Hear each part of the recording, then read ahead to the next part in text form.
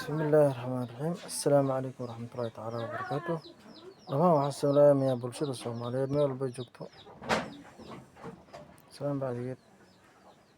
war soo dhawaada ilma adeeryaal waxaan ka hadlayaa ilma adeeryaal annaga magaaladii Muqdisho wallaahi waa ku cadibanahay sida runtii ah waa ku dhibaataysanahay waxaan nahay dhalinyaro Soomaaliyeed ku shaqaysto mootada loo yaqaano feekoonta laba lugoodka waxaan sheegayaa dowladda Soomaaliya gaar ahaan laamaha amniga ugu horeeyo taliyaha NISA Mahad Salaad taliyaha booliska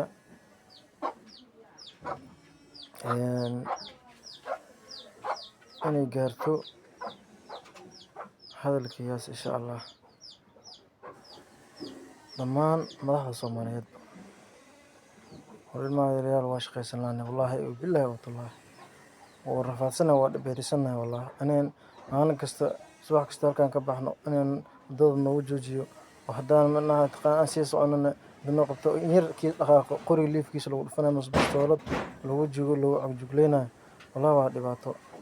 meel aan ma lahayno waa rag shaqaysanay ilmo iyo xasad ilmo u soo shaqo tagay wax barasho laga sugayo inay ka bixiyaan biyo koronto laga rabo in wax cunaan karabo aan saacadana joogo gurigan jifa wallaahi waa sababta oo wadadan ka shaqaysan waxa waaye lambar 4 ilaa iyo weedaba kale ma mari kartid kala wareeg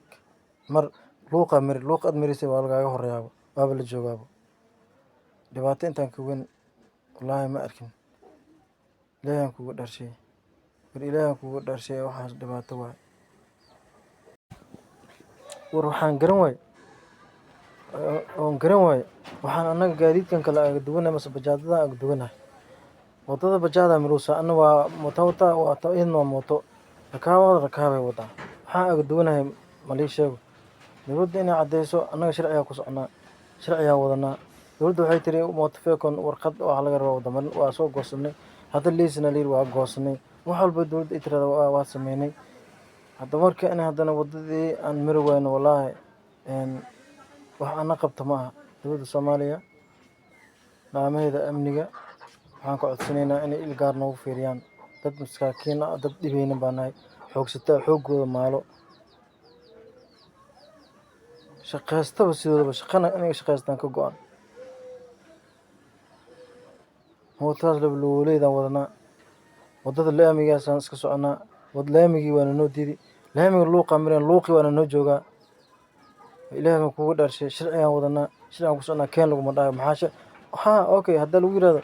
in noo hubi waa diyaar u nahay in sharci noo weydiyo diyaar u nahay asiin anaga wax walba wadan in noo dhibaateeyo